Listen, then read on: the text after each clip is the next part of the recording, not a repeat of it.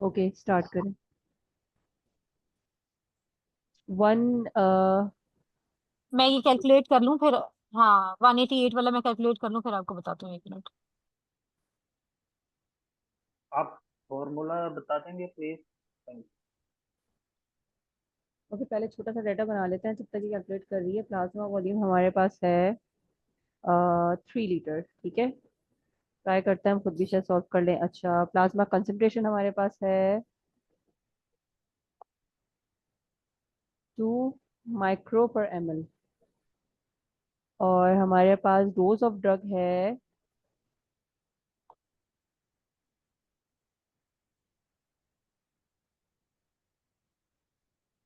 500 milligram. तो हमें करना क्या है, अज्यूमिंग नो एलिमिनेशन एरर, यहाँ पर कोई एलिमिनेशन नहीं हुई है। ठीक है, तो what is the proportion of total drug found in plasma. Total drug found in plasma हमें निकालना है। Total drug found in plasma, तो इसका कोई फॉर्मूला होगा, लेकिन हम इसको। यार ये पर एमएल दिया हुआ है ना, तो इसको हम्म, लीटर में कन्वर्ट कर लो, 3 लीटर में। ठीक है, 3 लीटर में हमने तो 3000 हो जाएगा ये टू लीटर में। नैनोग्राम 2 माइक्रोग्राम इन 1 ml में है, तो 3 लीटर में कितना होगा ये निकाल लेंगे। ये माइक्रोग्राम नहीं है, ये 2 माइक्रो लिखा हुआ है खाली इसमें ना, तो इसको थोड़ा क्लियर कर देंगे वो। 3 माइक्रो पर एमएल है, पर एमएल है। माइक्रोग्राम नहीं लिखा हुआ ना, इसके आगे कौन सा माइक्रो है नहीं पता। नहीं माइक्रोग्राम होगा ये, ठीक है। 2 माइक्रोग्राम पर ml अगर हम इसको ग्राम में कर देते हैं या मिलीग्राम में कर लेते हैं एटलीस्ट, तो ये नहीं, उसको मत करो, एमएल को लीटर में कर लो। जितना भी माइक्रो आएगा उसको फिर एमजी में कन्वर्ट कर लेंगे। ओके। 2 माइक्रो 0.00 वन समथिंग हो एमएल जाएगा। में लीटर में कन्वर्ट कर लेगा, 0.001 लीटर हो जाएगा, पॉइंट ये जीरो किसी जीरो फॉर्मूला से होगा, मेरा जो दिल कह रहा है, क्योंकि ये परसेंटेज में वैल्यू आ रही है और ये परसेंटेज का फॉर्मूला है। ये जी, इतना किसी सिंपल फॉर्मूला नहीं से है। होगा, मुझे एग्जैक्ट याद नहीं, इसलिए मैं आपको गलत नहीं बताना चाह रही। आप इसको मार्क कर लें, इसको बाद में करवा दूंगी। हाँ, कोई मसला नहीं है, हम भी देख लेंगे उसको, कि मुझे जितना याद आ रहा है इसका कोई फॉर्मूला था। अच्छा, इसमें और भी एमसीक्यूज हैं जिसमें न्यूमेरिकल्स हैं, लेकिन वो हमें अभी तक आए नहीं है हमारे। जी। चले, नेक्स्ट है हमारे पास। अच्छा, 189 में है, व्हाट इज राइट वैसे अबाउट एनसेड्स। ये वाले आपने न्यूमेरिकल काम से किए हैं कंसंट्रेशन वाले, ये कहीं पे मिल नहीं रहे हैं। ये बायोफार्मास्यूटिक्स के आई गेस में है, ये if I am files not हैं ना, रॉन्ग। वो जब हम और ये एकेडमिकली हमें वाली इदरीस भाई बायोफार्म, हाँ कराएंगे जी, हमें। बायोफार्म की हाँ, ठीक है। एकेडमिकली वाली फाइल्स कर करेंगे ना। बायोफार्म की फाइल्स में एक एकेडमिक के लिए बोल रही हैं, वो भी देख लेते हैं। इसके अलावा जो है इदरीस भाई हमें कराएंगे, जब सर समी करा देंगे ना, तो वो हमें बायोफार्मास्यूटिक्स के कराएंगे न्यूमेरिकल्स, उसमें आएंगे ये फॉर्मूला वाले क्वेश्चन। जो अभी हमने वो करा नहीं था। एपी करा रहे हैं उसमें दिए नहीं है, जो लास्ट में दिए हैं उनका कुछ पता नहीं चल रहा था, कोई क्लियर बायोफार्म के नहीं नोट्स है। देखें आप, एकेडमिकली में कह रही हैं उसमें है। हम इनकी देख। बायोफार्म की अलग से, हाँ जी, अलग से हैं। वो जो एकेडमिकली की है ना, 3 फाइल्स हैं उसकी, उसमें है वो बायोफार्म के। और बाकी जो है वो सीपीआर से होंगी। यार अगर सिंपल मैंने भी जो निकाला ना, वो इस तरह निकाला है। जैसे 2 माइक्रोग्राम है 1 ml में ना, अगर 2 माइक्रोग्राम 1 लीटर 0.001 लीटर में आ जाएगा। ठीक है, अगर हम इसका 3 लीटर से मल्टीप्लाई करें तो उसका आ जाएगा 6000 माइक्रोग्राम पर 3 लीटर। 6000 माइक्रोग्राम पर 3 लीटर। तो माइक्रोग्राम को मिलीग्राम में किया तो वो कितना आ गया, 6 मिलीग्राम पर 3 लीटर। और हमारे पास डोज कितनी दी हुई है, 500। कितनी दी हुई है, 500। 6 को हम डिवाइडेड कर देंगे 500 और मल्टीप्लाई परसेंटेज के लिए हम 100 से मल्टीप्लाई करेंगे, तो 1.2 आ जाएगा परसेंटेज। ओके, ये जिस तरह से बोल रही है ना, वो सिर्फ ये है कि आप पहले इनके यूनिट्स को सेट कर दो। अगर आप टू हाँ, माइक्रोग्राम ले रहे हो यूनिट या को सेट मिलीग्राम ले रहे हो या जो भी ले रहे हो, और एमएल को और लीटर को बराबर कर दो। मैंने किस तरह से करा है इसको सॉल्व। 0.002 मिलीग्राम लिया है पर गोज टू 1 ml। तो हाउ मच फॉर 3000 ml, क्योंकि अगर हम इसको ml में कर रहे हैं तो अगर क्रॉस मल्टीप्लाई करें तो कर। 6 मिलीग्राम आंसर आ रहा है। और 6 मिलीग्राम इनिशियल तो वॉल्यूम है, फाइनल हमारे पास डोज 500 मिलीग्राम है। तो इनिशियल डिवाइड बाय फाइनल कर जी रहे हैं हम लोग, 6 milligram divide by 500 milligram into 100। तो ये आ रहा है आंसर परसेंटेज। बिल्कुल बिल्कुल सर 1.2 बिल्कुल यही। सही है। ये मैं भी कर रही थी लेकिन मैंने इसको पूरा नहीं करा, मगर जब इन्होंने बोला तो मैंने इसको पूरा ही कर दिया। और यही आंसर है, क्योंकि मैं कॉन्फिडेंट थी कि नहीं होगा तो इसलिए मैंने करा नहीं, वरना लेकिन ये हो गया। मुझे ऐसा लग रहा था कि इसमें फॉर्मूला आएगा। इजी है, नहीं नहीं समझ नहीं फॉर्मूला आया मुझे किसी को क्लियर तो क्लियर है। मैं शेयर क्या कहते हैं, शेयर कह रही हूँ। इसको मैं इसमें करके दिखा देती हूँ आपको पेंट्स में। ये स्क्रीन तो शेयर हुआ हुआ ही है, बहुत इजी है। पेंट्स में अगर किसी को मसला आ रहा है तो सर बताते हैं, सर बता देते हैं। ऐसे ये जीरो, सॉरी फॉर राइटिंग, 0.0, तो बहुत बुरा हाल हो गया।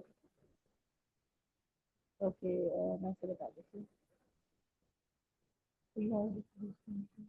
स्क्रीन शो नहीं हो रही।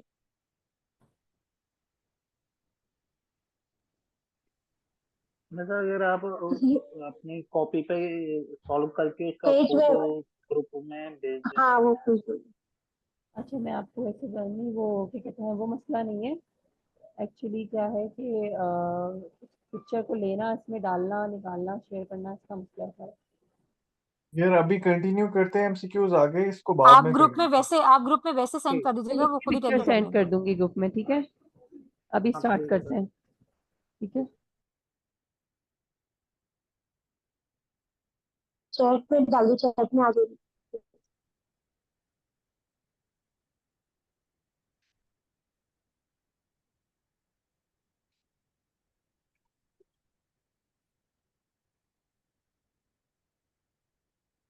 So 189 पे what is right about NSAIDs? So all act as antipyretic. This is right about NSAIDs.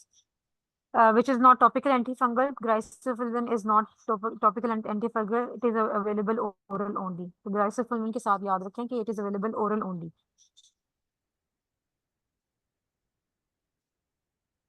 Which is not with rifampicin. Use on an empty stomach and discoloration of urine both happen. तो हम इसको rifampicin को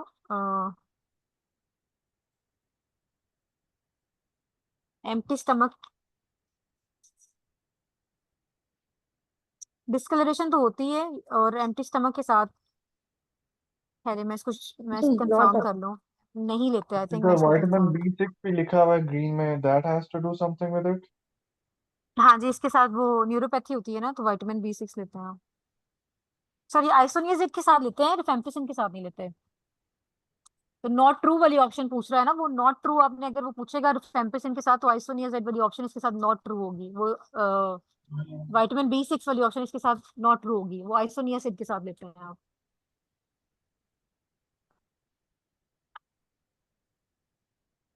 So what's the right option with 191? What is not with rifampicin? Discoloration वाला तो true है, और empty stomach वाला मैं श्योर नहीं है, वो मैं कंफर्म कर देती हूँ थोड़ी देर तक आप लोगों को।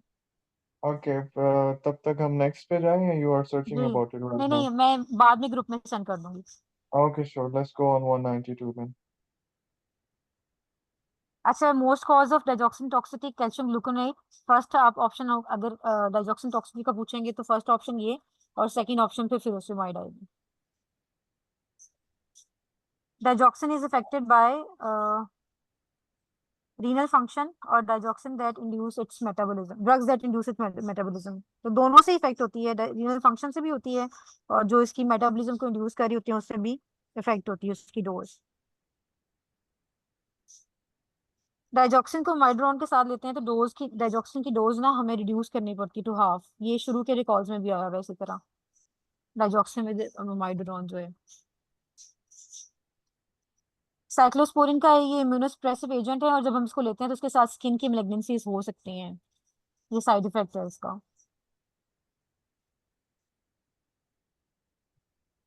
और थायरोटॉक्सिकोसिस इज बेसिकली हाइपरथायराइडिज्म, उसको हम थायरोटॉक्सिकोसिस भी कहते हैं। और उसके अंदर हमें पता है कि ट्रेमर्स होते हैं, और उनके लिए हम बीटा ब्लॉकर्स यूज करते हैं उन ट्रेमर्स के लिए। फिर हाइपरथायराइडिज्म और thyrotoxicosis one and the same thing.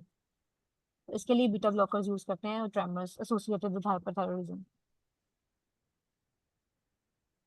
Aminophylline lead to hypokalemia. तो अमाइनोफाइलिन जब यूज करते हैं उसके साथ हाइपोकैलेमिया होता है। ये डायरेक्ट है, इसलिए मैं डायरेक्ट ही आप लोग बताई जा रही हूँ। कार्बिडोल जो है मॉडरेट हार्ट फेलियर में यूज की जा सकती है।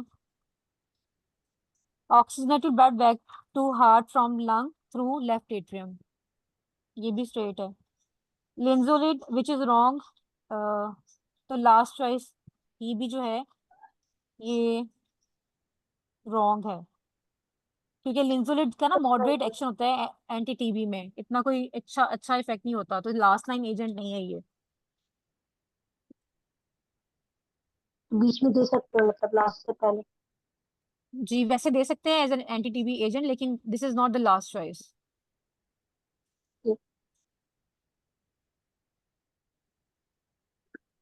आपने कंटिन्यू करना है हुरिया? 210 से कर लो। अच्छा, विश फॉर एनारोब्स, तो मीटोनिडाजोल जो है एनारोब्स के लिए आप यूज करते हैं। मेट्रोनिडाजोल, इसका जी क्या वो है मैकेनिज्म? सॉरी, मैकेनिज्म क्या है मेट्रोनिडाजोल का?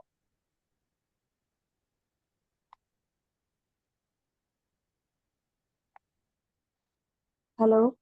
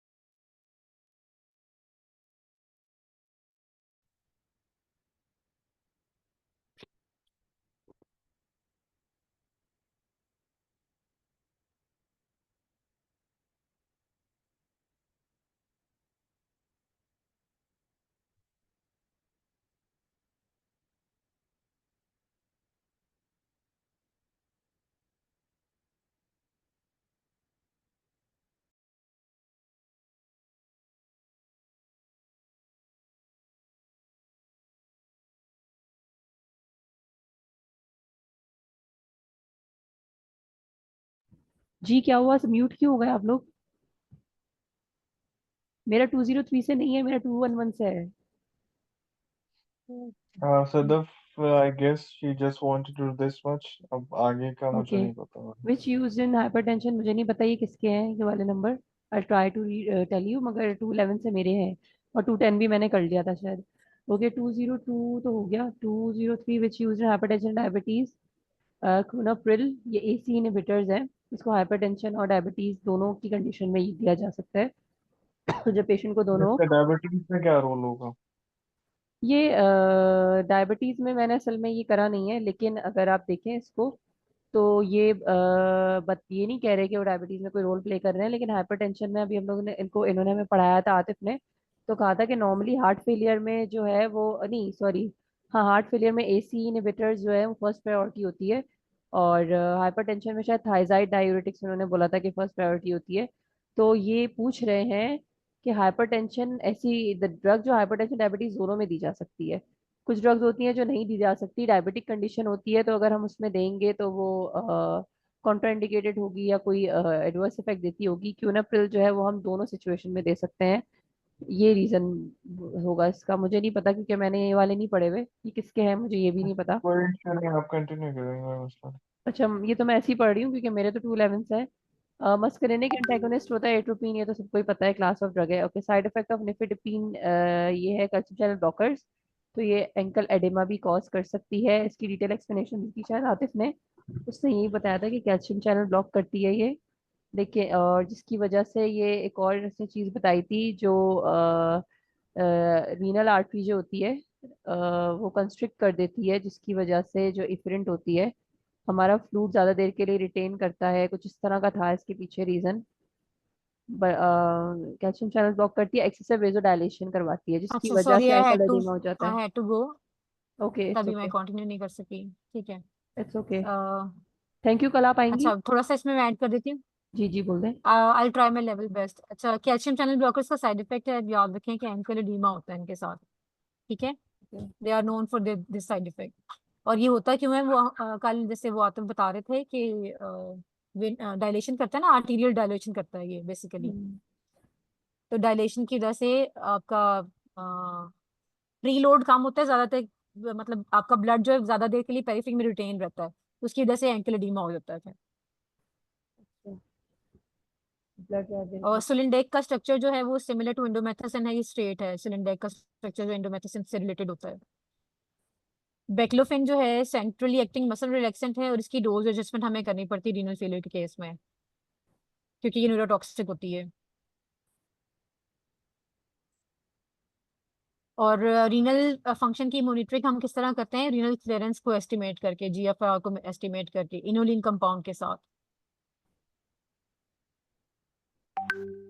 T4 is preferred than T3 because it has longer duration of action, और T4 is eventually converted into T3, तो इसलिए भी हम प्रेफर करते हैं इसको कि चलें ठीक है, ये ज्यादा देर तक अपना इफेक्ट शो करवाएगा। Why fat soluble vitamins are more toxic than water soluble vitamins? तो ये हमें पता ही है कि वो डिपॉजिट हो जाते हैं हमारे फैटी टिश्यूज के अंदर जाके, इसलिए they are more dangerous okay, मेरे फैट पास soluble vitamins। मेरे एमसीक्यूज आ गए अब। अच्छा, आप ये बता सकती हैं मैं, ये which used in hypertension and diabetes, ये क्यूनाप्रिल एसी इनहिबिटर्स क्यों दे रहे हैं हम, और ये डायबिटीज में क्या रोल प्ले एस करते हैं? Inhibitors are contraindicated in diabetes ना, एस इनहिबिटर्स आप नहीं दे सकते, लेकिन क्यूनाप्रिल इज वाहिद एस इनहिबिटर है जो आप डायबिटीज और हाइपरटेंशन में ले सकते हैं। Okay, why contraindicated? अच्छा, कल वो बता रहे थे ना एस इनहिबिटर्स का, क्योंकि आपको पता है कि डायबिटीज में वैसे ही रीनल फंक्शन जो आपका डिस्टर्ब हो सकता है, और एस इनहिबिटर्स जो है वो आपकी कॉम्प्रोमाइज करते हैं नेफ्रॉन के फंक्शन को भी।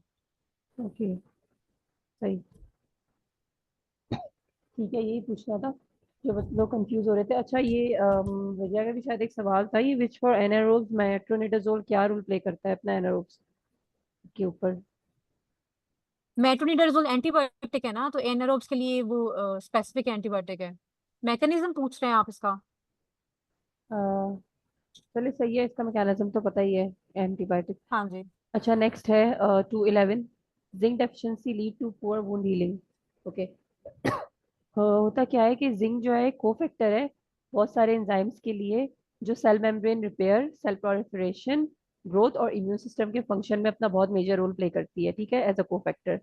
तो अगर ये जिंक की डेफिशिएंसी होगी तो होगा क्या, स्किन में लीजन्स होंगी, ग्रोथ रिटार्डेशन होंगी, इम्पेयर्ड इम्यून फंक्शन होगा, और कॉम्प्रोमाइज वुंड हीलिंग होगी। जो वुंड हीलिंग है वो उसका कोफैक्टर है ये, तो वो नहीं होगी अच्छे से। Okay, number 212, what to use for patient with diabetes, metformin 500। अच्छा, मेटफॉर्मिन 500 ग्लूकोफेज है, बाइकोनाइट क्लास को बिलोंग करता है। तो ये इतना सीधा सीधा सा है कि डायबिटिक पेशेंट होगा उसको हम ये देंगे, और ये क्या करता है, decrease the amount of glucose, और एब्जॉर्ब ज़्यादा क्या कहते हैं, एब्जॉर्ब भी कम करता है फूड में से ग्लूकोज, और क्या कहते हैं, अमाउंट इस तरह से जो है ना, ये शुगर के लेवल इंक्रीज करता है, कंट्रोल करता है ब्लड में लेवल, ब्लड में लेवल गिराता है। It decrease the amount of glucose you absorb from your food and the amount of glucose made by your liver, ये दोनों जगह से ग्लूकोज को कम करता है। 213, corticosteroid side effect is oral candidiasis. अच्छा, ओरल कैंडिडियासिस जो है ये कॉर्टिकोस्टेरॉइड्स का साइड इफेक्ट है, इसको सीधा सीधा याद कर लें। 214 है, pyrogen responsible for febrile reaction. अच्छा, ये pyrogen responsible for febrile febrile reaction के ना, इसकी मुझे दो तीन एक्सप्लेनेशन मिली थी डिफरेंट एंगल्स से। यानी ये बेसिकली अगर हम देखें तो जो हम लोग वो लेते हैं, वैक्सीन लेते हैं, वो हमें जो है ना बुखार कर, हमारे बॉडी के अंदर बुखार आ जाता है ज़्यादातर वैक्सीन के बाद ना, जो बच्चे लेते हैं कि भाई इसको बुखार आने वाला है। इसका रीज़न ये है कि कोई भी एंटीजन हमारी बॉडी को एंटर करेगा तो एंटीबॉडी उसके अगेंस्ट जब प्रोड्यूस होंगे तो वो उसके रिएक्शन में जो है वो बुखार देगा।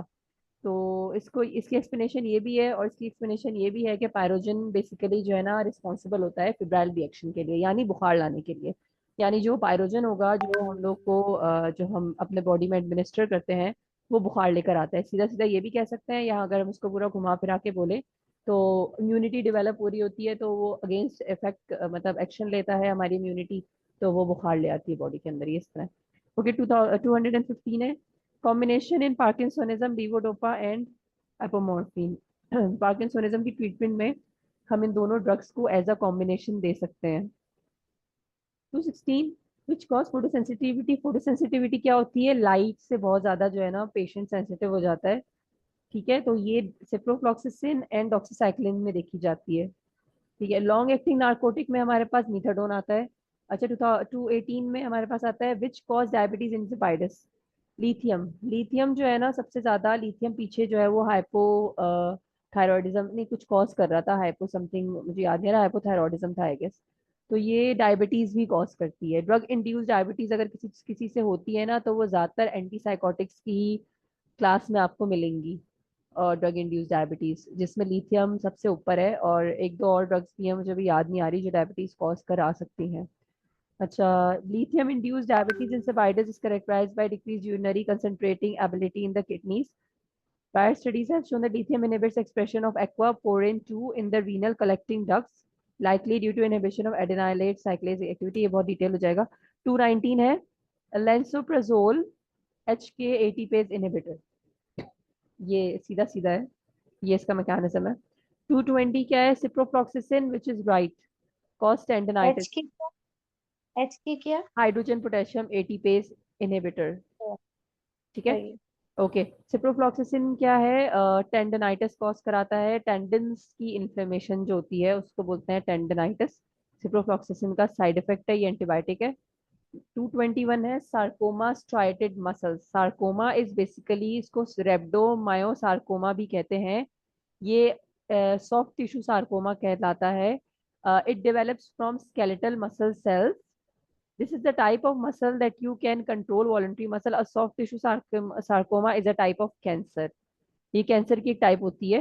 और ये हमारे मतलब सार्कोमा का वर्ड आएगा तो हम उसको लिंक करेंगे स्ट्राइटेड मसल्स से। स्ट्राइटेड मसल्स यानी हमारे जो स्केलेटल मसल्स, स्केलेटल में जो हुरिया, मसल्स, जी।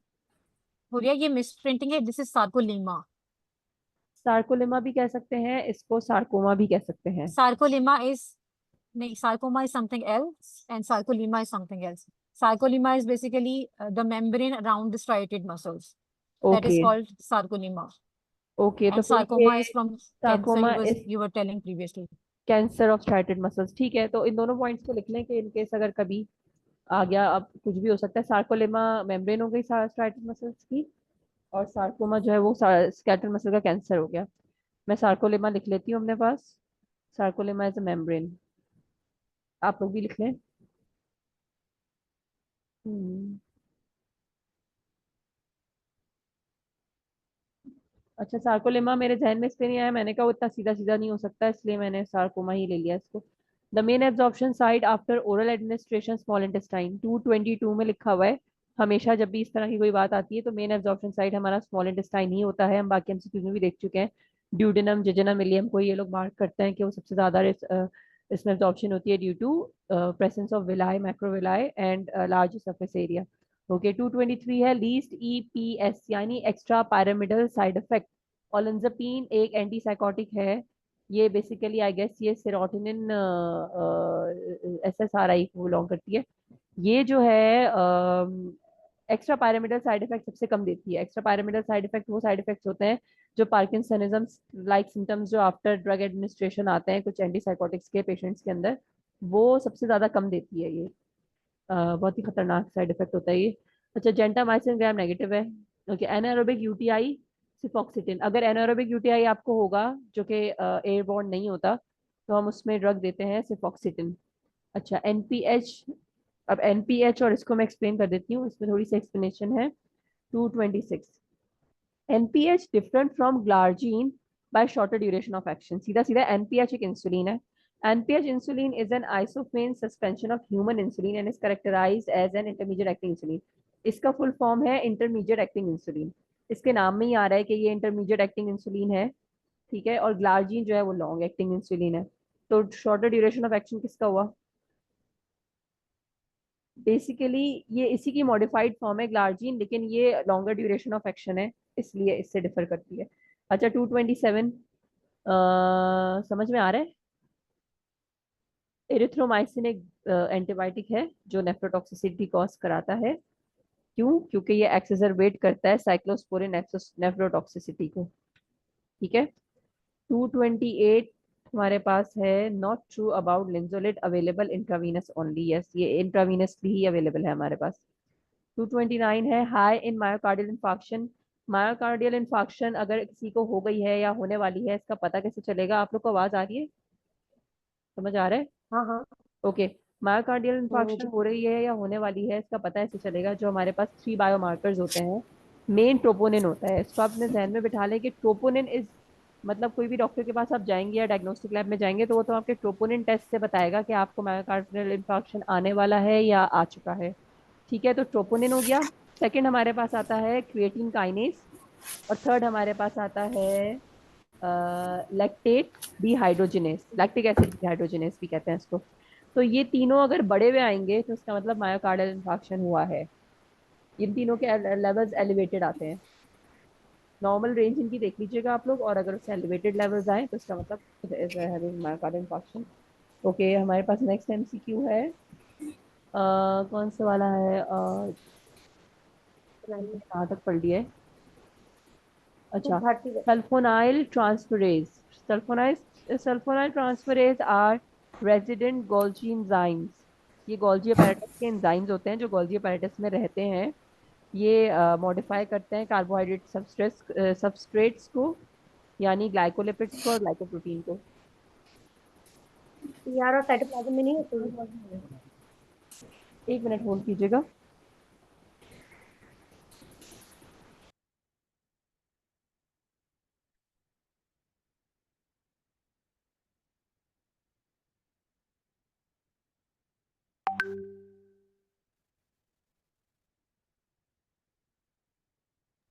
ओके, एक मिनट में पानी पी लूंगा। अच्छा, मुझे ये कहना था 230 तक ही मेरे थे, और इसके ये बाद जी। 230 है सल्फोनाइल ट्रांसफरेज। ये ईआर और साइटोप्लाज्म में नहीं होते, सिर्फ गोल्जी बॉडीज में होते हैं। अच्छा, एंडोप्लाज्मिक रेटिकुलम और साइटोप्लाज्म में लिखा हुआ है तो उसके बाद एक मिनट में स्टार्ट कुछ कर बोल दूं? आप कौन है?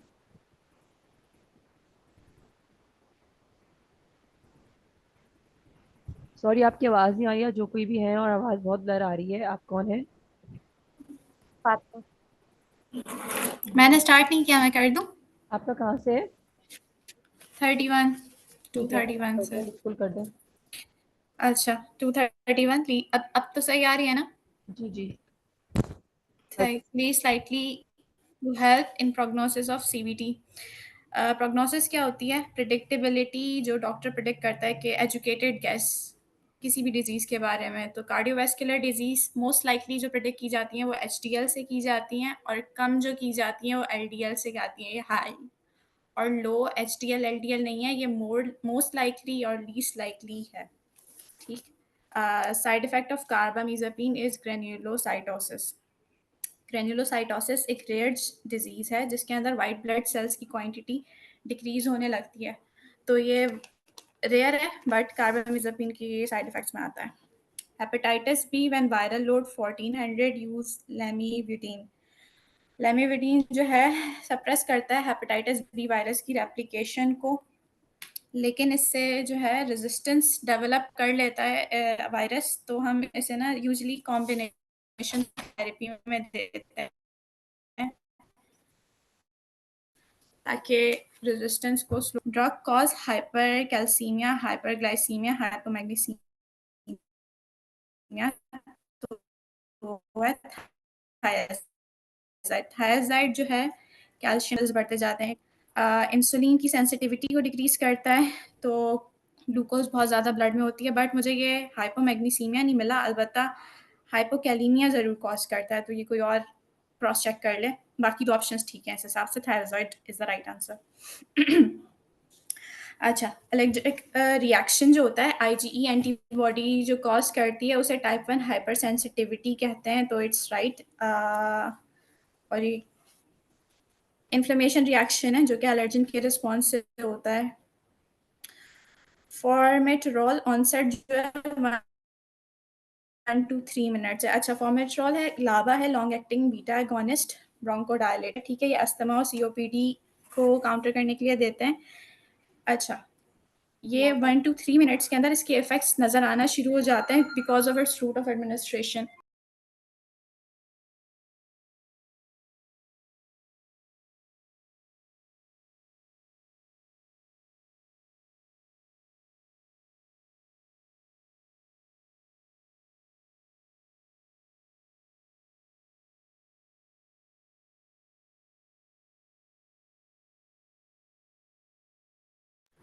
सॉरी, मैं वापस आती हूँ, कहाँ पे थे? सही, लॉन्ग एक्टिंग बीटा एगोनिस्ट, अगर इसकी हमारे पास इफेक्ट जल्दी इसलिए आता है क्योंकि because of its route of administration, inhalation की वजह से हम 1 to 3 मिनट्स के अंदर इसके रिस्पॉन्स देखने लगते हैं, जिसकी वजह से जो ब्रोंकोस्पैज़म्स हो रहे होते हैं और जो एयर फ्लो होता है वो बेहतर होने लग जाता है, और पीक इफेक्ट जो आते हैं इसके वो 15 to 30 मिनट्स के बाद आते हैं। Not true for vitamin D. Vitamin D क्या है, हमारे पास कैल्शियम मेटाबॉलिज्म, बोन हेल्थ और इम्यून फंक्शन के लिए होता है, तो इसका हाइपरथायरॉयडिज्म से दूर दूर तक कोई ताल्लुक नहीं है। हाइपरथायरॉयडिज्म के लिए अलबत्ता हम मेथीमेजोल और प्रोपाइल थायोयूरिसिल देते हैं, रेडियो एक्टिव थेरेपी होती है, और बहुत रेयर केसेस में थायरॉयड एक्टोमी होती है।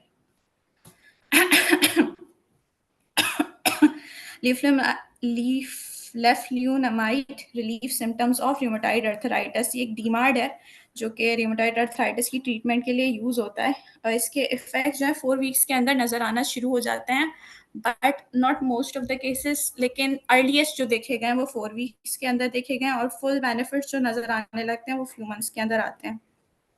एक्शन ऑफ रेस्पिरिन, यहाँ मायोसिस लिखा हुआ है, बट मेरे हिसाब से ये मिड्रियासिस कॉज करता है, क्योंकि रेस्पिरिन एक एंटी हाइपरटेंसिव है और ट्रैंक्विलाइजर है, ये न्यूरोट्रांसमीटर्स को इनहिबिट करता है, जिसकी वजह से हमारे पास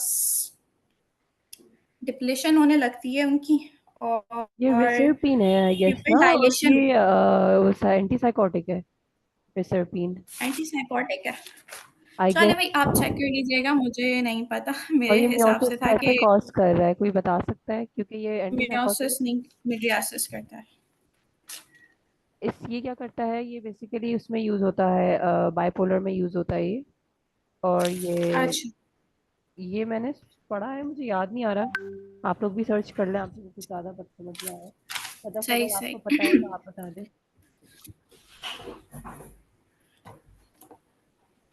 किसी को कुछ पता है? अच्छा 240, हाँ मैथ तो लिख के किसी को पता है तो वो शेयर कर ले। करा दे क्योंकि मुझे याद आ रहा है ये एक एंटीसाइकोटिक था, लेकिन इसका मियोसिस में क्या काम है? सही। अच्छा 240 drug use in amino glycoside resistant, तो सीफॉक्सिटीन करते हैं। अच्छा समझ में आ गया, ये बेसिकली इनहिबिट कर रहे हैं हमारे न्यूरोट्रांसमीटर्स को जो सीवियर एजिटेशन कॉज कराते हैं, यानी जो हमारी सिंपैथेटिक जो न्यूरोट्रांसमीटर है, और साथ ही साथ हमारे डोपामीन और उसको सेरोटोनिन को ये इनहिबिट करता है, तो उसकी वजह से अब जाहिर है जब हमारे सिंपैथेटिक वाले जो इनहिबिट हो रहे हैं तो मियोसिस की कंडीशन आएगी, यानी फिर कंस्ट्रिक्शन, क्योंकि अगर सिंपैथेटिक वाले मिडियासिस कराते हैं तो ये रीज़न हो सकता है, इसकी डीप डाउन कॉज नहीं पता, क्योंकि मैंने इसके अंदर देखा तो ये एजिटेशन और मेंटल डिसऑर्डर्स को ट्रीट करने के लिए दिया जाता है। अच्छा 40 आप देख लें अगर आपको आता हो तो। 240 drug use in aminoglycoside resistance, ये अमाइनो ग्लाइकोसाइड रेसिस्टेंस क्या है, ये टर्म समझ में नहीं आ रही मुझे। एंटीबायोटिक रेजिस्टेंस डेवलप हो जाती है, तो उसकी अच्छा आई थिंक स्पेलिंग काउंटर गलत करने लिखी के हुई लिए है, हम सीफॉक्सिटीन देते हैं। स्पेलिंग जी गलत लिखी हुई है, शायद रेजिस्टेंस हो जाती है। जी जी जी, रेजिस्टेंस है, सही। सही है।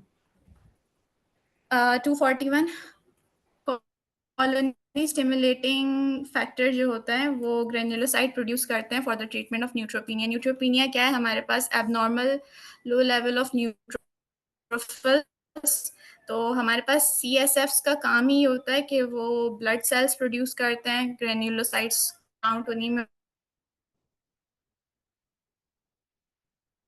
आपकी आवाज चली गई है। होते हैं, इसकी वजह से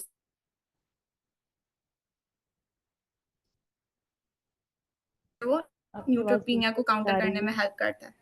आपकी आवाज बिल्कुल। 242 लॉस करते हैं क्योंकि ये बॉडी में स्टोर होते रहते हैं, तो एक्सेस कॉइन जो वाटर सॉल्युबल होते हैं वो बॉडी से एक्सक्रीट आउट। हेलो, अब आई है आपकी अब आवाज। ठीक आ रही है? अब आई है। 242 लिपिड सॉल्युबल विटामिन्स हमारी बॉडी के अंदर टॉक्सिसिटी इसलिए कॉज करते हैं क्योंकि ये स्टोर होते रहते हैं और एक्यूमुलेशन हो जाती है, उसकी वजह से टॉक्सिसिटी, उसकी वजह से लॉन्ग टर्म हेल्थ रिस्क आते हैं। which has no effect in digoxin toxicity. तो acute hemodialysis digoxin जो है renal excretion के through body से remove होता है, इसलिए इसका hemodialysis से इसका कोई ताल्लुक नहीं है.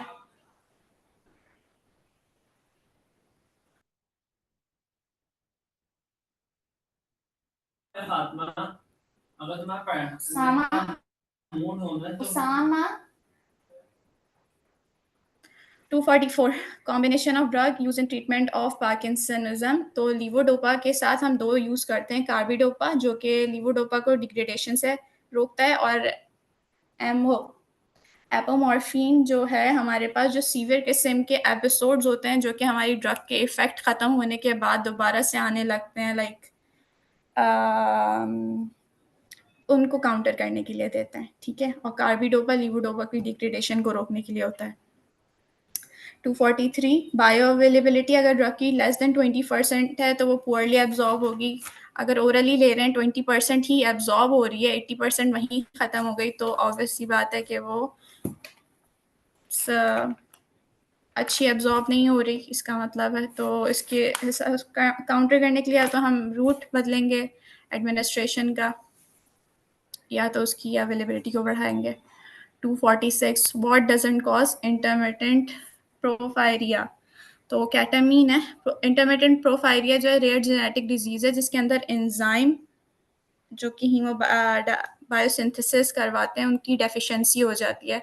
कीटामीन का काम होता है, इसे एज ए एनेस्थेटिक यूज़ करते हैं, तो इसका प्रोफायरिया से कोई ताल्लुक नहीं है. 247 not irreversible life long deterioration encephalopathy. Encephalopathy अगर हम ट्रीट नहीं करेंगे सही और बहुत ज़्यादा बढ़ती जाएगी तब तो हम कह सकते हैं कि ये इरिवर्सिबल है, बट अगर हम इसे राइट टाइम पे डायग्नोज कर लें और ट्रीटमेंट स्टार्ट कर लें और उसके साथ ही सपोर्टिव केयर देते जाएं तो it's not irreversible. Acute renal failure